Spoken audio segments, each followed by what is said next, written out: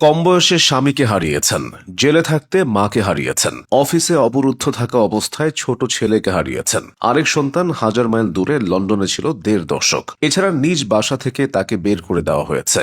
খালেদা জিয়ার জীবনের পুরোটাই ত্যাগ ও সংগ্রামে ভরা। খালেদা জিয়া চাইলে উন্নত কোনো দেশে বাকি জীবনটা আরামে কাটিয়ে দিতে পারতেন, তবে তিনি একবার বলেছিলেন, আমার স্বজনহীন জীবনে দেশবাসী আমার স্বজন, আল্লাহ আমার একমাত্র ভরসা। আমি যেমন থাকি, যেখানেই থাকি, যতক্ষণ বেঁচে থাকবো দেশবাসীকে ছেড়ে যাব না। বেগম খালেদা জিয়ার ত্যাগ ও সংগ্রামের সময়গুলো দেখে নিন। ২০০৭-৮ সাল।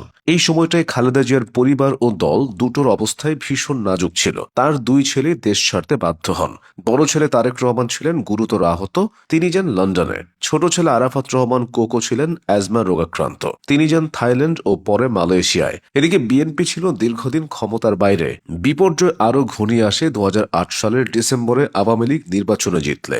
নানা অনিয়মের অভিযোগ তুলে খালেদা জিয়ার ঢাকা সেনানিবাসের শহীদ মইনুল রোডের বাড়িটির বরাদ্দ বাতিল করা হয়। পরে ২০১০ সালের ১৩ই নভেম্বর তাকে সেই বাড়ি থেকে উচ্ছেদ করা হয়, যেখানে তিনি ৩৮ বছর ধরে বসবাস করেছিলেন। মূলত জিয়াউর রহমান প্রাণ হারানোর পর তৎকালীন সেনাপ্রধান হুসেইন মোহাম্মদ এরশাদ টোকেন মূল্যে ওই ২.৭২ একর সম্পত্তি খালেদা জিয়াকে বরাদ্দ দিয়েছিলেন। এরপরও খালেদা জিয়ার বিপর্যয় শেষ হয়নি। ২০১৫ সালের জানুয়ারি থেকে খালেদা জিয়া গুলশানে তার অফিসে অবরুদ্ধ হন। এই অবস্থায় মালয়েশিয়ায় আরাফাত রহমান কোকো প্রাণ হারায়। পারিবারিক জীবনে ঝড় ঝঞ্ঝার এই সময়টাতে তিনি দলকে ভোলেননি। খালেদা জিয়া একবার বিরল রেকর্ড করেছিলেন। মাত্র ১৪ দিনে তিনি প্রায় ১০,০০০ কিলোমিটার পথ অতিক্রম করেছিলেন। বিধ্বস্ত বিএনপিকে নতুনভাবে সংগঠিত করতে তিনি একের পর এক জেলা পাড়ি দিয়েছিলেন। শতাধিক জনসভা ও পথসভায় নির্বাচনী ভাষণ দিয়েছিলেন। এভাবে বাংলাদেশের নির্বাচনী অভিযানের ইতিহাসে খালেদা জিয়া রেকর্ড করেছিলেন। তখন ছিল নির্বাচনের সময় ২০০৮ সালের নির্বাচন, কিন্তু বিএনপি সেই নির্বাচনে হেরে যায়।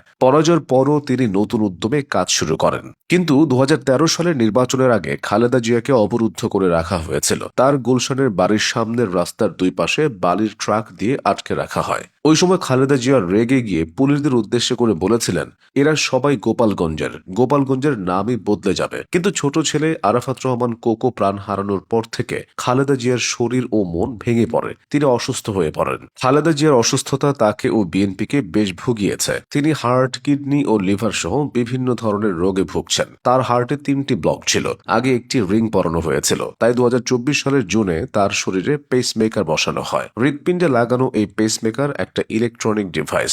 এটা নিয়মিত বিরতিতে হার্টকে সিগন্যাল পাঠায় যাতে হার্ট পাম্প করে। বেগম জিয়া আর্থ্রাইটিস ও ডায়াবেটিসেও ভুগছেন। এরপর লন্ডনে গিয়ে উন্নত চিকিৎসা নিয়ে দেশে ফিরেছেন। ইতিহাস তাকে অনেক কারণে মনে রাখবে। তবে আলাদা করে বলতে হয়, ৮০-র দশকে জেনারেল এরশাদের সামরিক শাসন অবসানের লক্ষ্যে দেশব্যাপী গণতান্ত্রিক আন্দোলনের নেতৃত্ব দেওয়ার কারণে এরশাদের ৯ বছরের শাসনামলে খালেদা জিয়া ৩বার গ্রেফতার হন। এই আন্দোলনের সফল হয়ে ১৯৯১ সালে খালেদা জিয়া বাংলাদেশের প্রথম নারী প্রধানমন্ত্রী হয়েছিলেন। সেবার তিনি ফেনী ১, বগুড়া ৭, ঢাকা ৫, ঢাকা ৯, চট্টগ্রাম ৮ মোট ৫টি আসনে জিতেছিলেন, যা রেকর্ড।